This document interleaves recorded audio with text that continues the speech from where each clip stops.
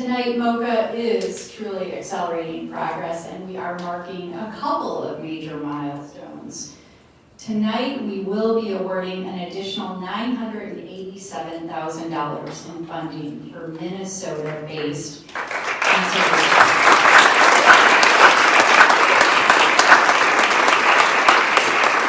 That is a big number.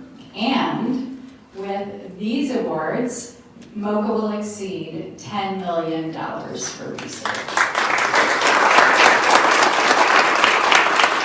It is not the only milestone, though. We're breaking another record because after we present our National Early Detection Research grants in November, we will have awarded $1.1 million in this year alone, which is another record that we couldn't do it without all of you. Your support propels us forward, and you and your loved ones who are affected by ovarian cancer are the reason we are here tonight, accelerating vital research for better treatments and one day a cure. You inspire us to do more every year. Throughout the years, MOCA-funded research has made a significant impact. Our research has enabled Minnesota-based researchers to compete and win multi-year, multi-million-dollar NIH federal grants to continue to expand their work. Our funding has led to a national clinical trial of a blood test to test for early detection. Our funding has resulted in multiple publications of research findings which continue to have an impact on the field and inspire new lines of research. It has also attracted new investigators to our field to focus on ovarian cancer, because the truth is researchers need to go where the money is. So if we continue to put money into ovarian cancer, that's where research will be done. Our ovarian cancer dream team, which many of you took a chance on having MOCA become a part of, led to the validation of new genetic markers that put women at risk for inherited ovarian cancer beyond the BRCA mutations. And our research funding has led to the development of several vaccine approaches to prevent recurrence of ovarian cancer. After 20 years and $10 million of funding for ovarian cancer research, you can bet that MOCA has had an enormous impact on the field. When I go to national conferences, it's kind of amazing, and I'm always really proud of the accolades that MOCA receives for our continued vigorous support of ovarian cancer research. There are lots of groups like us that kind of dip in and dip out, but it's the continued focus on research that sets us apart. I thankfully was able to go to a national conference again in March. It was the meeting of the gynecologic oncologists, and one of them was introducing me to another research colleague, and they said, "She's from MOCA. It's that organization in the Midwest that punches way above its weight."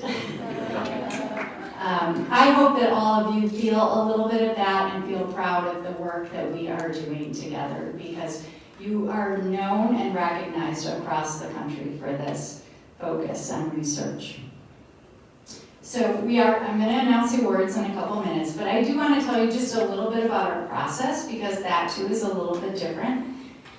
And I do think it's important for you who contribute to MOCA understand how seriously we take our stewardship of your contributions. The awards that we make tonight are not gifts to research institutions, as many donors give. It is research funding for specific projects, for specific aims, with specific outcomes planned. And if the researchers are not able to continue, that money comes back to MOCA, and then we redeploy it immediately, as quickly as we can, to make sure the research continues. So each year we do a rigorous, competitive grant-making process. All the researchers here understand that, because they were part of, they had their applications to us. We send them out to national scientific reviewers reviewers. These are leaders in the field. It's a little bit of a changing cast of characters each year because it is a big job to review as many proposals as we receive. And so our national scientific reviewers review to make sure that the research is rigorous, that it is answering important questions, and that it's nationally significant. And then we have our consumer reviewers who have a really interesting hand in the process. They do incredible work. They review these proposals. It's like learning a new language. Some of them have become very fluent. They represent the interests of women and families impacted by ovarian cancer. And they bring the sense of urgency that I know we all feel.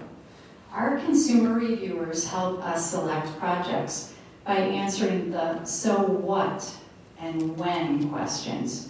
So what difference is this going to make? And when will it benefit the women who need these answers quickly? We're fortunate to have several of our consumer reviewers with us here tonight, and they will help present some of our awards. In addition to our consumer reviewers, a couple of our grants tonight will be introduced by donors who have made significant gifts for named research projects. If this is something you or a family member may be interested in doing, please contact me after the meeting, or tomorrow, or the next day, or anytime. I'll always take that call. You will see tonight that MOCA is funding the full range of research needed to prevent, detect, and treat ovarian cancer. We fund some basic research that looks at cell lines in the lab to examine why some tumors respond to treatments and others do not. This is what our first research award recipient's project addresses, figuring out why some tumors are resistant to PARP inhibitors.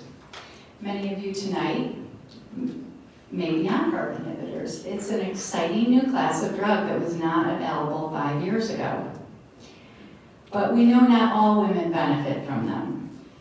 Dr. Wu's study is designed to uncover why some tumors are resistant to PARP inhibitors, and with this knowledge, researchers may be able to develop strategies to overcome resistance so that more women may benefit from PARP inhibitors in the future.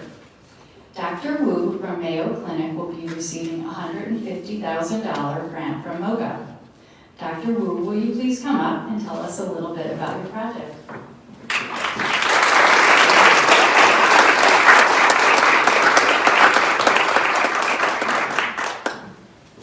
Thank you for the introduction. Actually, this is my second time to be here. I got my first MOCA award in 2019 after I joined Mayo Clinic from Johns Hopkins in 2018.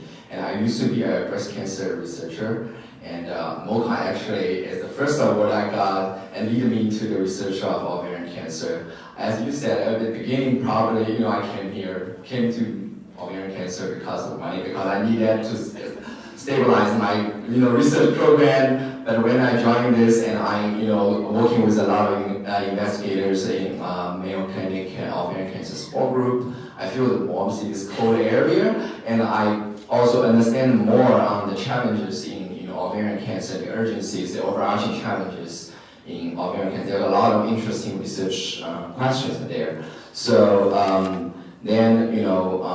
that leads to my current project, which is trying to understand the mechanism underlying the resistance to PARP inhibitor.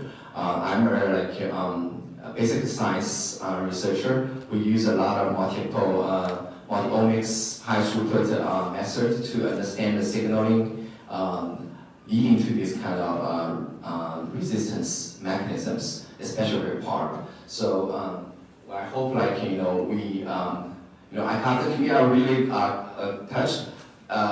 Feel like I want to commit. My group will commit and do more, be more creative and do more diligent work to not just give a new hope. We will try to lead our work into new therapies or new biomarkers to find patients for more personalized, precise therapy. I want to share another experience with MOCA is, I'm very proud to say I ran 5K last year in Rochester, and I grabbed a grad student to run with me, and we are the #1 and #2 in men's group. And I was slow, but I don't think I'm that fast. And we later figure out there's no #3, #3, #5. We are the only 2 men in this running. And I was even more proud and happy to see there are 6 women, ladies, running faster than us. So, the power of women there are. And, why I will run this year again, please come to Rochester. I will run 10Ks this time. And I will bring more people to run. Yeah, not just doing research, we'll run. Okay, thank you. Thank you so much. It's true, I saw him running, and the run is called Unleash the She. So it's a brave man who joins that run. I do want to say we have really challenged our researchers here tonight to keep their descriptions brief and as understandable as possible to our lay audience, and also to share some personal connections. So thank you so much for doing that, Dr. Wu. I am delighted now we have a new researcher to the MOCA crew, a very senior researcher who is an expert in drug development. Dr. Kunda Georg is the head of the Department of Medicinal Chemistry and the founding director of the Institute for Therapeutics Discovery and Development at the University of Minnesota. Her lab develops drugs for all kinds of things. In fact, she's a specialist on male contraception, also has worked on Alzheimer's, epilepsy, and cancer. Lucky for us, Dr. Georg is focusing on a new target and a non-toxic compound that may work in women with ovarian cancer whose tumor has a specific characteristic. So, a brilliant idea, excellent researcher. MOCA's $150,000 award will go to Dr. Georg. Give her the opportunity to develop that proof of concept. And if it works, we know Dr. Georg has the experience to get more money and to get the drug through the commercialization phase and bring it to market quickly so that women with ovarian cancer can benefit from this discovery. I'm so honored to introduce our next research award recipient, Dr. Kunda Georg, who will be receiving a $150,000 grant for this very exciting project. Will you please join me and tell us a little bit about your plan?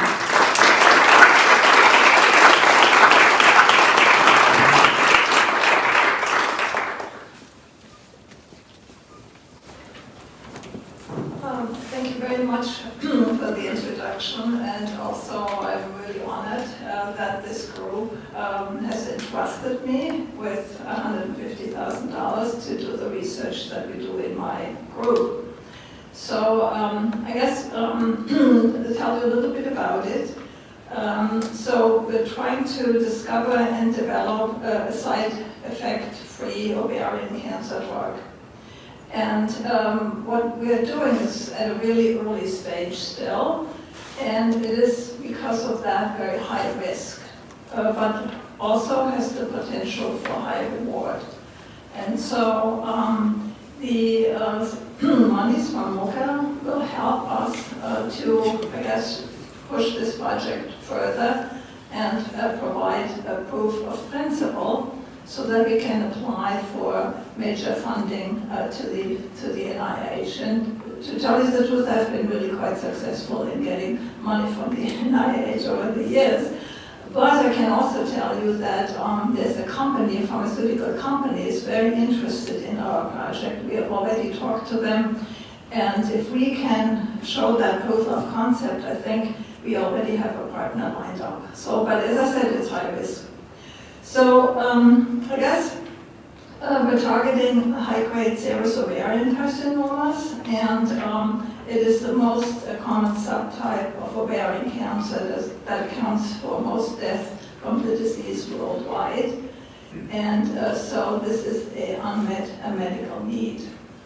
And so in these types of carcinomas, you have a protein called cyclin E, and the levels are higher in these types of carcinomas. And so that then leads to the activation of another protein called cyclin-dependent kinase 2, also called CDK2. And so when this protein is hyperactivated, it speeds up how quickly the ovarian cancer cells can grow and reproduce. And so CDK2 is a protein called a kinase, and there are over 500 kinases, and they all bind a molecule called ATP. And therefore, it's very difficult to find a drug that inhibits one of all these 500 kinases by acting like an ATP.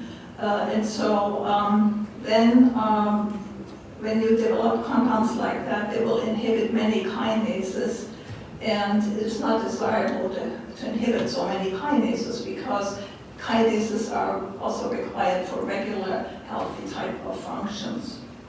And so, so what we're doing is we have looked for, I guess, finding a specific way so that we can only very specifically target this particular kinase. And that's outside of this ATP binding site that I mentioned before, that, you know, where all kinases have this binding activity.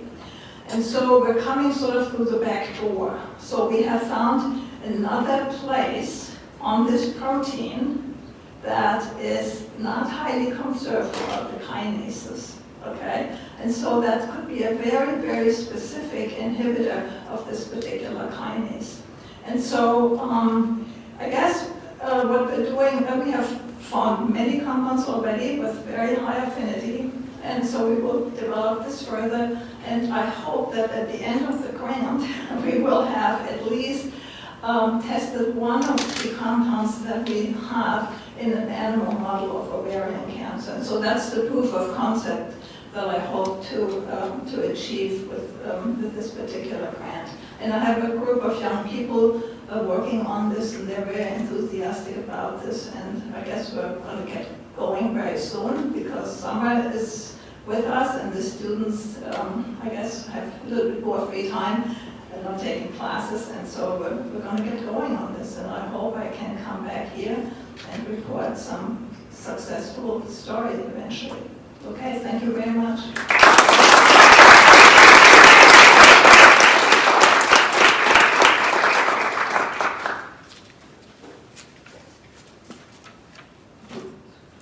Good evening. My name is Maggie Cruxler, and I am a 4-year ovarian cancer survivor. And I have been involved and have known about MOCA actually more like 5.5 years before my diagnosis, because my best friend was diagnosed with ovarian cancer, and so I became very aware of MOCA, having participated in some of their activities, and was very impressed with their focus, and decided I wanted to volunteer and do what I could. Did not know how important this organization was going to be for me personally. But I, since I've been involved, I've participated in a number of different committees, volunteer and attend many of their the events, and do what I can to support them. And I was honored 3 years ago to become one of the board of directors. One of the committees I'm on is to review these grants, and probably some people would think I'm an odd person, but I get very excited this time of year. My career was in clinical research, so I find this very exciting and very energizing to see what the researchers have, ideas they've come up with, and the progress that is being made in this area. And I think back to when my girlfriend was dealing with her ovarian cancer. As Kathleen said, PARP inhibitors just were not available to her. They are for me, and it's because of researchers like you that have made that possible, and supporters that give funds to organizations like MOCA.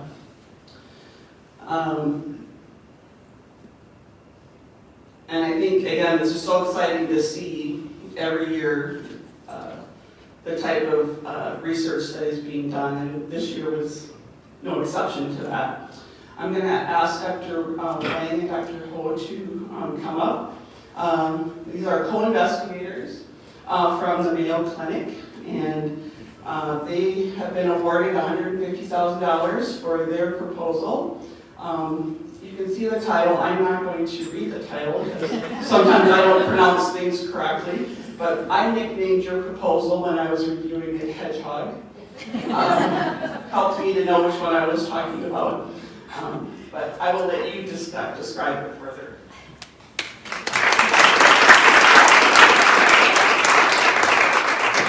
Yeah, thank you very much. Thank you, Becky, for your introduction. For the hedgehog, maybe initially my collaborator introduced in a way, you just Google and see that video game. Okay, so we both coming from Mayo Clinical, and my background actually is coming from the dry lab. I'm by training electrical engineering, bachelor, master, and PhD. So from I joined Mayo Clinical 10 years ago, I was only doing the computational. I'm not sure that other the rest of the researcher, I'm pretty dry. That's the reason I collaborate with Dr. Ho from wet lab perspective. On the other hand, I studied ovarian cancer for at least 8 years. I studied the complexity of the genomics and molecular of ovarian cancer, although it's also always a little bit pitiful for me that cannot make a human touch to make the ovarian cancer treatment better. That's the reason, again, I appreciate very much collaborate with Dr. Ho on the wet lab side. And our research motivation will start from MOCA inhibitor. Maybe, back you talk about your friend's situation and other patient. Who are the patients who cannot benefit from MOCA inhibitor? And again, think about I'm the dry person. I look at all the data. I look for all the possibility. And I bring the evidence for the possibility to Dr. Ho. And her lab, working on the animal models and the tissue model, we work out one of potential molecular mechanism, and in the way we can smartly reuse and borrow the drug already approved for treating the skin cancer. Yeah, maybe that's, a Ho can say more than me. Yeah, thank you to have me here.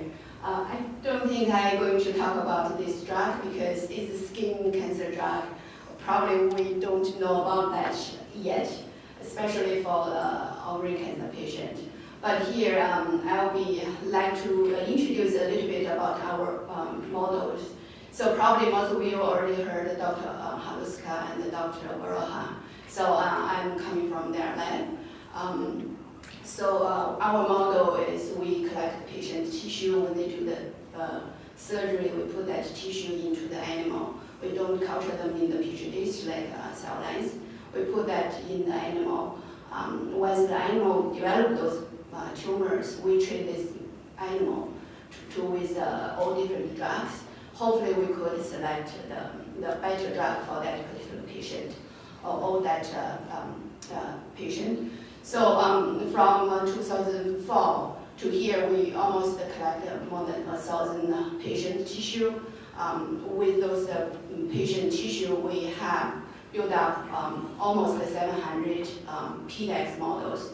So those individual models help us to select the drugs, especially for PARP inhibitors. So I believe our group is the first group to using that PARP inhibitor in the animal ovarian cancer PDAX models, and with the company support, we are so glad that this drug, niraparib, finally approved by FDA.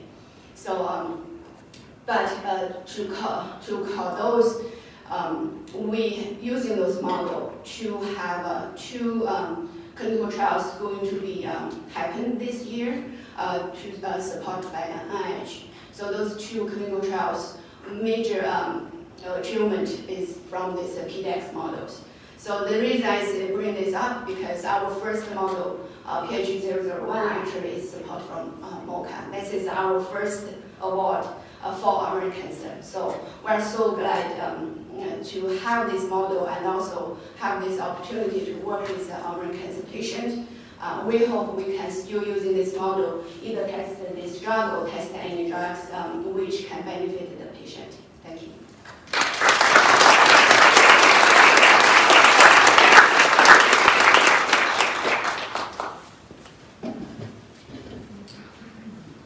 So thank you very much.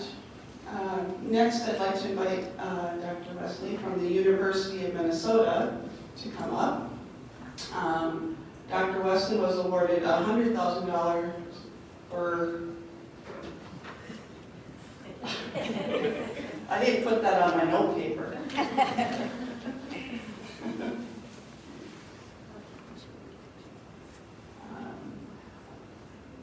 I'll let you read the title. But that one's easier to read. But Dr. Wesley, I'll have you come up and tell us a little bit about your research.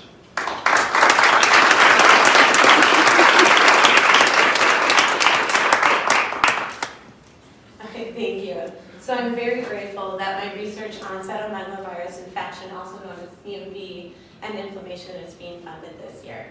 Now, last year we published a study and identified that CMV plays a significant role in ovarian cancer.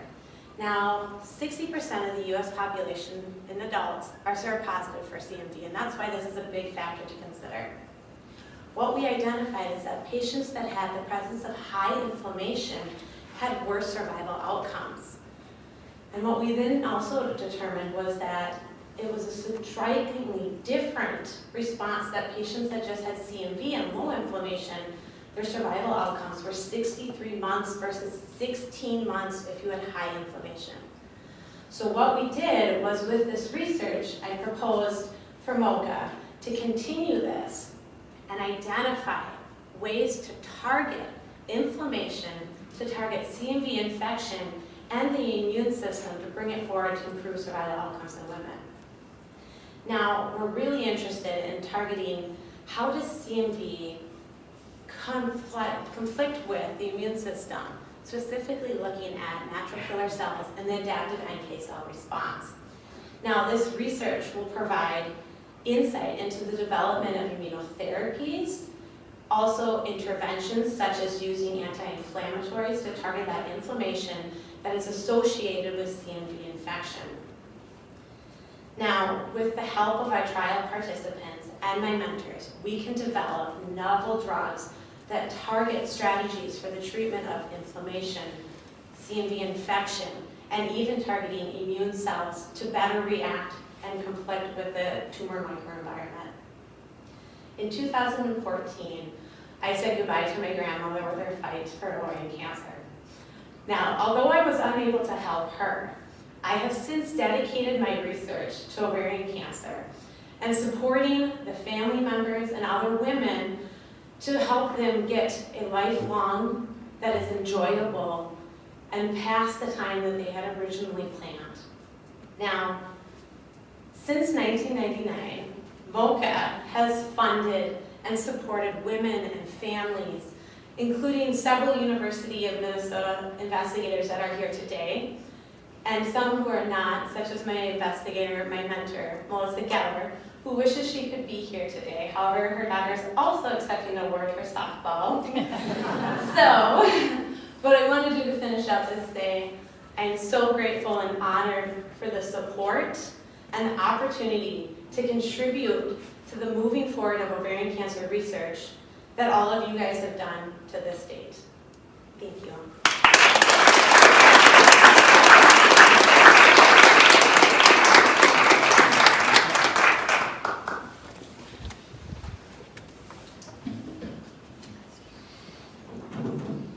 Hi, my name's Bob Mcdonald, and my wife Pam is a survivor. She's in the back waving at us. And we've been hanging around MOCA since 2003 when Pam was diagnosed. And I gotta say thank you to Kathleen and the staff and the board members and the researchers. This is our favorite night of the year. You know, Christmas is okay, Thanksgiving is pretty good. This night is so hopeful and it's so important to us. It's just incredibly important, and we're always here. And 9 years ago, we got the idea, Pam got the idea actually, to start a fundraiser called Spin It Teal, because we both like to spin cycle. And so we've done Spin It Teal 9 times, and we've raised just short of $800,000.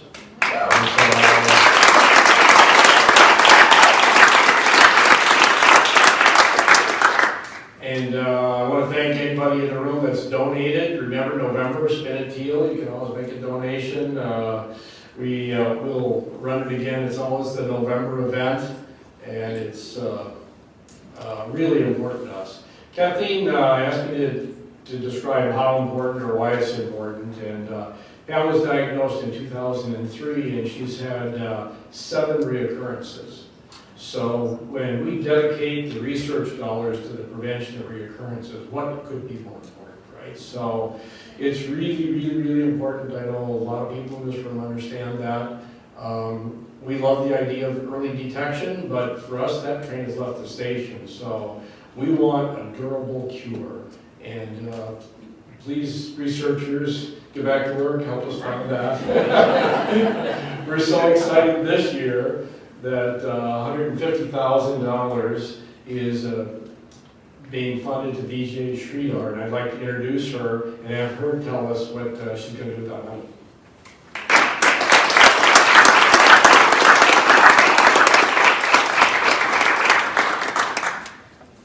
Hi, thank you for the nice introduction. I would like to first thank MOCA for selecting this project for an award. I have been with MOCA as long as some of the board members have, and you realize that when I give the talk, I will talk about the project in a couple of minutes. I got the email, said a couple of things in the email, emphasizing that how MOCA fund is important for people like me, in their career. And I would like to address that first, because getting a MOCA grant is just more than just funds, because look at the group that is raising the money to give us to do the research with so much anticipation, so much expectations. And as researchers, we also want to select projects hoping that it will definitely help the patients and the survivors to have a better quality of life and actually eventually find a cure. So MOCA grants for me, since my very first MOCA grant I got, if you guys are ready for this, in 2003. and I had just gotten into Mayo Clinic at that time. And in those days, it was not omics. Omics was never known. Genomics, proteomics, whatever omics. It was just looking at genes that are altered in ovarian cancer. So I had identified a lot of genes that were altered in ovarian cancer. And the very first grant I got, believe me, it wasn't an no NIH, no DOD, MOCA. MOCA funded me, my very first grant at Mayo in 2003. But getting that grant, getting the preliminary results from that grant, I was able to procure an NIH or a 1 grant a few years later. And this is repeated for me over the period of this almost 20 years of getting MOCA grants, not every year. I wish I had, but quite a few years. I forgot to count them. I think it's somewhere around 10 or 11 times. So I'm kind of familiar with what MOCA has done to my career. And if Kathleen has chosen me to address this part, she couldn't have chosen anybody else, because I have the experience. Because I went back and looked at all the MOCA grants I had, and then I said, how many of them can I pair with procuring a bigger grant? Believe it or not, I came up with 6 of them, and that's a record, okay? And actually, I don't want to go through all 6 of them, but I want to emphasize on the one that is surviving for the past few years with me, this particular grant, this particular drug, which is a repurposing anti-malarial drug that costs $50 a month to get for a treatment. And it's called quinacridone. And again, when I started working on quinacridone in ovarian cancer, the first grant I got was from MOCA. And from that MOCA grant that I got in 2014, a year and a half later, I was able to leverage it into a bigger DoD grant, which was an investigator-initiated award, which was bigger than a pilot grant. And between the MOCA grant and the DoD grant, we have been able to publish 6 manuscripts on the effect of quinacridone in ovarian cancer, which in itself for me is great. It's been such an exciting way of doing research. And that is honestly due to MOCA. I do not give the credit to NIH, DoD, no way. It is because of MOCA that I have been able to survive so many years in science in this very competitive field. Now to come back to this project, MOCA has been so lucky to me, and every time I think I'm going to die in research, I don't have fun. MOCA will come through for me. That's what happened 2 years ago, during the COVID thing, when they were not going to review the grant, suddenly in November, and I'm thinking in January which postdoc I'm going to fire, I get a call from Kathleen saying, Vijay, we are going to file your grant, but you haven't given us a support letter, send it to me. So it was a Sunday, but I got it to her by Monday evening before the committee met. So again, that was on quinacridone. Initially, the 6 manuscripts that I published on quinacridone were all on what quinacridone does to the cancer cells in terms of chemo response, in terms of this, autophagy, whatever. But the one that I got in 2020 actually changed the direction of the research with quinacridone. Now I was actually looking at quinacridone as an agent that could induce DNA damage so that they can synergize with PARP inhibitors. Because I realized of all the research that is going on in ovarian cancer, PARP inhibitors have been the best drugs so far. So we want to enhance the effect of the PARP inhibitors because lots of patients on PARP inhibitors come back with a recurrence. So either they are resistant to PARP inhibitors intrinsically or they come back with a recurrence. So you may want to combine, in that case you want to combine them with novel drugs. In this case, a very cheap repurposing drug. So in my research, so we switched and then I realized quinacridone was actually inducing a lot of DNA damage and therefore they synergized with PARP inhibitors. And when I tested these this combination in ascites cells directly from patients, what I found was half of the patients' ascites very highly responsive to this combination, quinacridone plus PARP inhibitors. That the same combination was extremely resistant in the other half of the population. If I tested, for example, 10 ascites, 5 of them were responsive, 5 of them were extremely antagonistic. So it stumped me. I said, the same drug, but why is it giving a differential response? And looking at the molecular level, we identified actually quinacridone actually upregulated an oncogene in the resistant cells. And when that oncogene was present, actually by quinacridone upregulating it, it overrid the synergistic effect of quinacridone with PARP. So this is very, very important because how are we going to treat these patients that are antagonistic to this kind of combination? Luckily for us, there is an inhibitor to this oncogene. So when I added that inhibitor to this oncogene, then the cells became synergistic to this combination and died. So this actually translates, has a very high impact on patient care. How do I say that? Because we can get the ascites cells directly from patients or even primary tumors that I can culture. We can treat them with this drug. And if I see the upregulation of this particular oncogene in these cells, I can give them now another option. So we can provide them a new therapeutic option to these patients very quickly and say, you cannot be on this combination. We have to add another inhibitor, then your tumors is going to respond. And that is the impact that we have.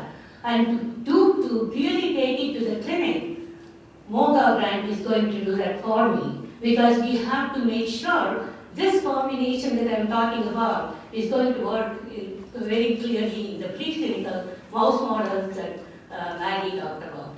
And again, none of these would be happening, and I want to thank the patients, especially the patients, who have provided these valuable resources of ascitic cells and primary tumors that we can culture and actually test these novel drug combinations in the lab. Thank you.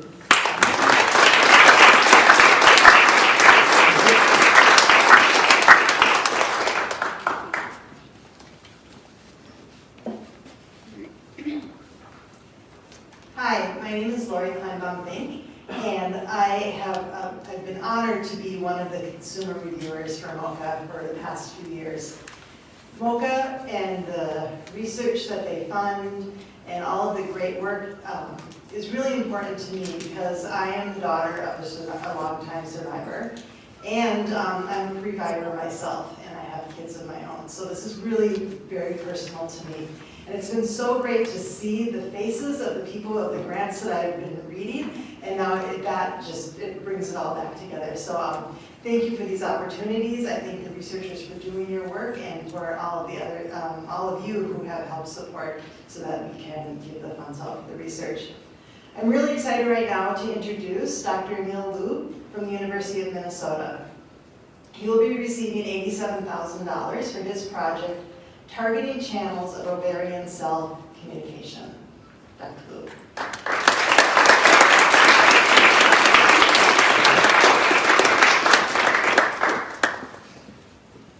Thank you so much.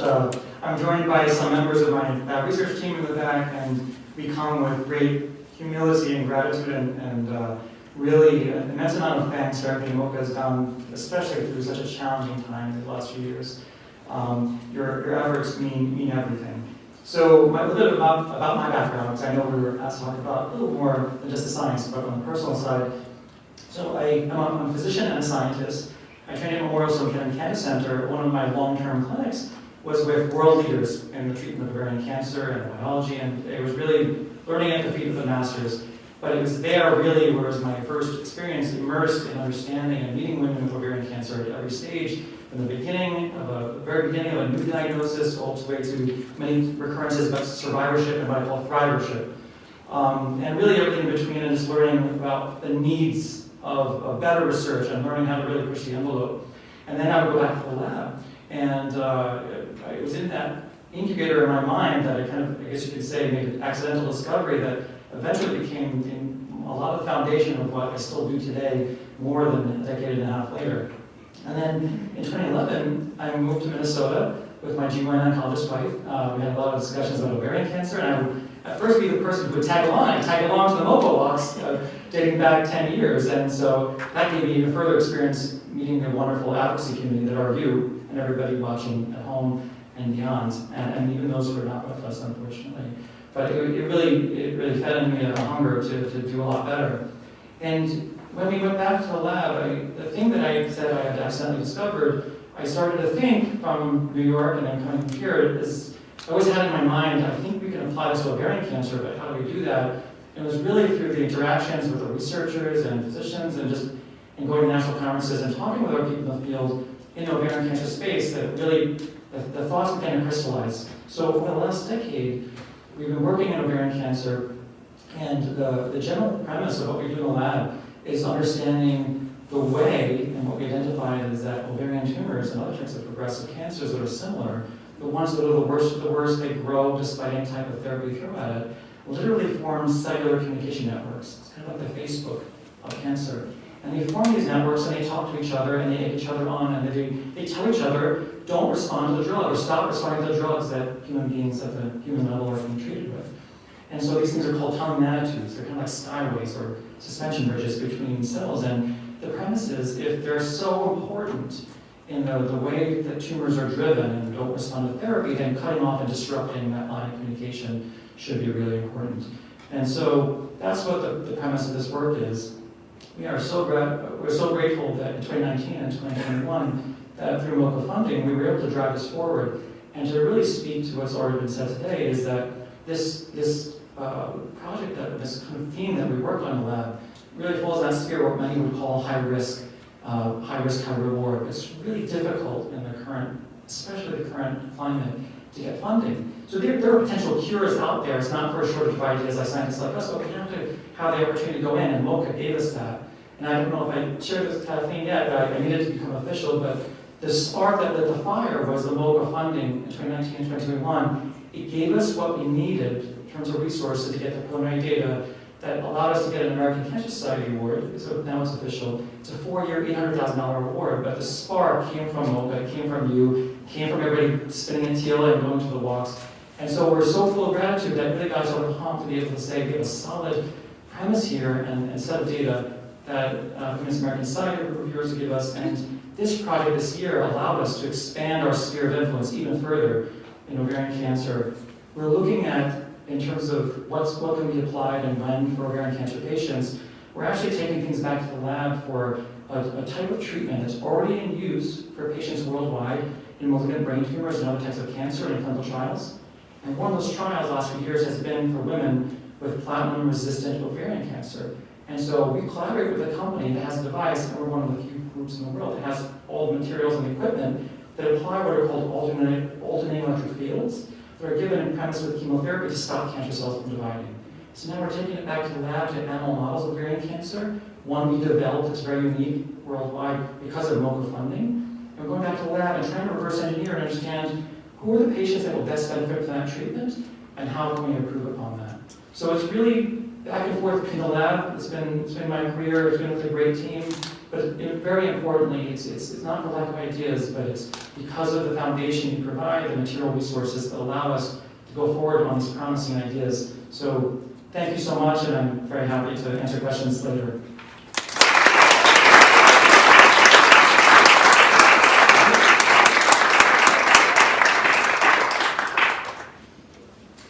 I have to agree with Bob Mcdonald.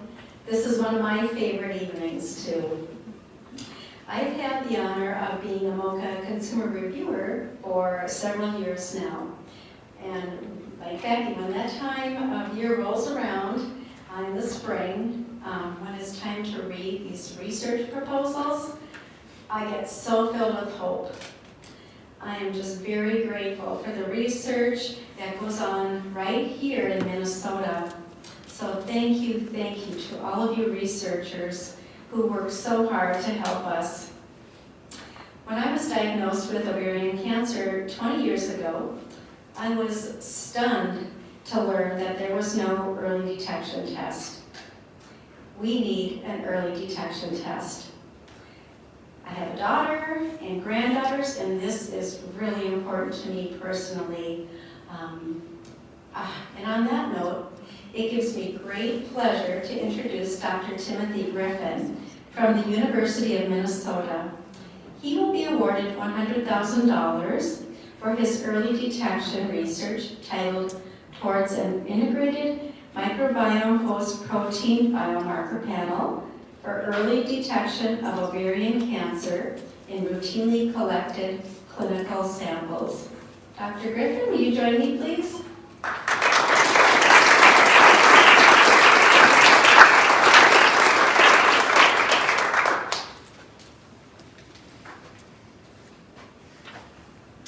Thank you very much. Very much an honor to be here and be an awardee of one of these grants, and very inspirational to get to know MOCA a little better. So I'm definitely one of those, I think Kathleen mentioned, of new investigators and people coming from a different field potentially into this area. So just a little background, I'm an analytical chemist by training, so not a cancer researcher, but analytical chemist. What do we do? We're concerned with how do you detect and measure molecules in challenging samples. So, and hopefully you can develop new and better methods to do that and apply it to samples that are meaningful. So for me personally, we use mass spectrometry to measure proteins. So these fancy instruments that can measure the masses of molecules like proteins and give you a signature of what's in a sample and how much is there. And my personal sort of interest and passion from the start of my training was to apply this to questions of human health, which kind of led into early detection of cancer. So how did we come here to the ovarian cancer question? So the reason that I'm even standing here is because of another awardee, Amy Skubitz, who's at the University of Minnesota. So Amy has been awarded, I think, several MOCA grants. She had this terrific idea of, in the clinic, they routinely collect pap smears. And these samples that when women come to the clinic, they collect them, they put them in a tube with a bunch of fluid. And generally, they either throw those away or maybe they archive them. And Amy said, could we potentially use those samples to detect molecules in those samples to be early detection markers of ovarian cancer? So we've done a little collaborative work of trying to look at proteins in these types of samples and determine, yes, there are actual human proteins there that could be detection markers. So the work that we're doing puts a little bit of a twist on that, because what we also know is in the reproductive tract there are bacteria. There's a fair amount of growing evidence that these bacteria interact with the human cells and have some role potentially in cancer development. So we've done a little bit of initial work and said, using our analytical methods, we can actually detect lots of human proteins in these types of samples, but also bacterial components. So the answer, or the twist on the research was maybe if we could tease out not only what human proteins are there, but what bacterial proteins are there, this would sort of improve this panel of proteins and do a better job at detecting cancer early on. So in order to do that, we have to do some pretty fancy specialized data analysis. So taking in this mass spectrometry data, we have a whole team of people who do this beyond me. Pratik Jagtap, who's a real co-leader on this and isn't able to be here tonight, will be one of those, as well as some other lab members. But we're going to take in some existing data that Dr. Skubitz has and do some specialized analysis to understand which are the bacterial components, which are the human, and use this to come up with sort of a panel that potentially, by adding in those bacterial components, could better distinguish someone who's at early stages of cancer versus later. So that's the idea. We definitely have the tools. I hope we have the talent to do this. And really, I would definitely echo what others have said. This type of a funding mechanism is so important because this is very much exploratory work. We go into it thinking it has a chance, but we don't know, how well will this work. So difficult to get this off the ground at other types of funding agencies, but an organization like this gives us a chance to say, hey, this is an interesting idea. Let's try to go after this. So very thankful for that. I don't really have any personal connections to ovarian cancer, but there's 3 women I live with are here tonight, so that brings us a little bit closer to home, as it is an important thing to be working on. So just thank you to the organization, to everyone for being here tonight.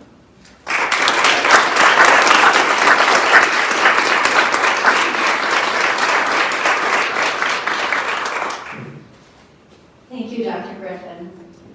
Now I'd like to introduce 2 special women who have been true assets to MOCA since our organization was founded more than 20 years ago. They have devoted their time and talents and made a tremendous impact on MOCA. And in 2021, they donated $100,000 to establish an all-new research award. In fact, their gift was the single largest donation MOCA received in 2021. We are grateful for the support of ovarian cancer survivor Jane Levin and her wife, Judy Reisman. Jane and Judy are now living in Arizona, and they're unable to be with us tonight, but they wanted to share this video. And I'm honored to share their special message with all of you. I'm Jane Levin. And I'm Judy Reisman. I was diagnosed with stage 3C ovarian cancer in 1999. After my chemotherapy treatment, we realized that I might have a BRCA mutation because I'm Jewish and I have a family history of breast and ovarian cancer.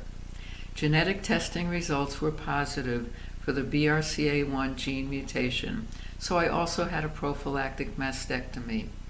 I began volunteering with MOCA shortly thereafter. I have been a buddy to newly diagnosed women for many years and have also been a consumer advocate for Mayo Clinic's ovarian cancer research projects. And I was a MOCA consumer grant reviewer for many years until we moved to Arizona. We saw how important it is for both new researchers as well as established researchers with new ideas to get funding from MOCA so they can use the preliminary data to pursue larger grants. We chose MOCA for this award because we believe in its mission and its impact and how fiscally responsible it is. And now we are thrilled to give our Jane Levin and Judy Reisman Research Award to Dr. Stephanie Thomas. Dr. Thomas is a University of Minnesota researcher who is working to understand the underlying cellular mechanisms that may explain why some women with a BRCA mutation respond well to PARP inhibitors while others do not. In her spare time, Dr. Thomas is a dancer. She has even danced at the Kennedy Center and the National Museum of African American History and Culture. Congratulations, Dr. Thomas.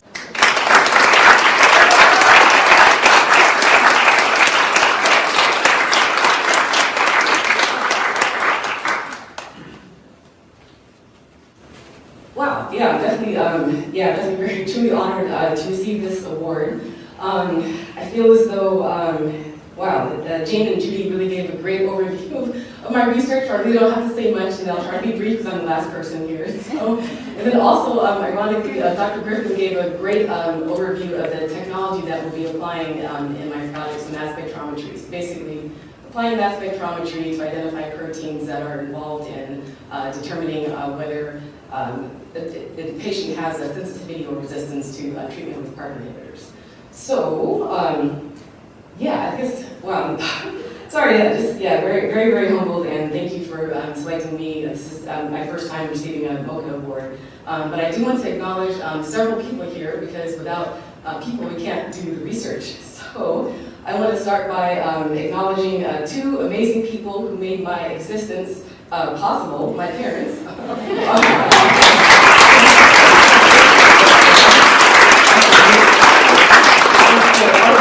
Arthur and Virginia Thomas, and they traveled here from Los Angeles, California to be here to support me and also to experience the beauty of Minnesota this spring.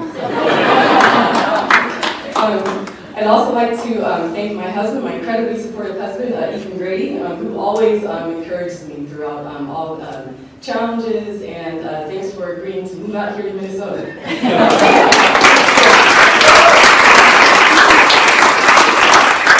Additionally, I'd like to acknowledge members of my lab who have been applying mass spectrometry and proteomics, various approaches to establish protein profiles of optimized targeted treatment responses for patients with ovarian cancer. So tonight, Jolene Duda is here, along with Justine Perez. And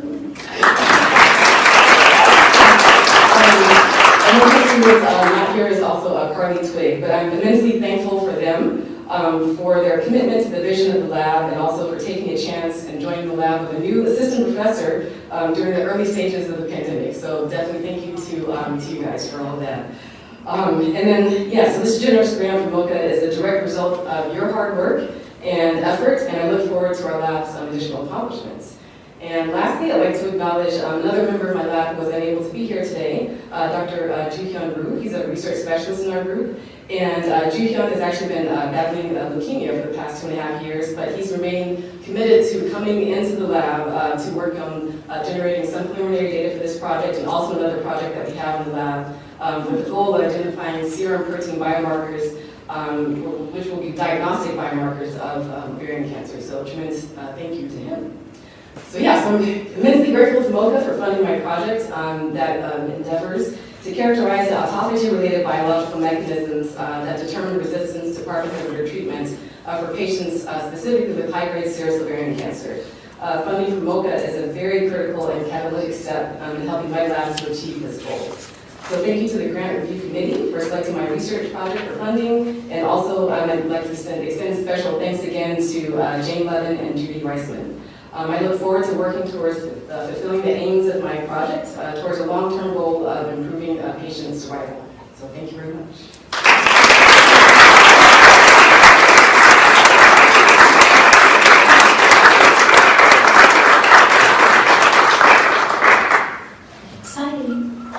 Thank you to all of our newly awarded researchers for their presentations this evening. I'm going to give them a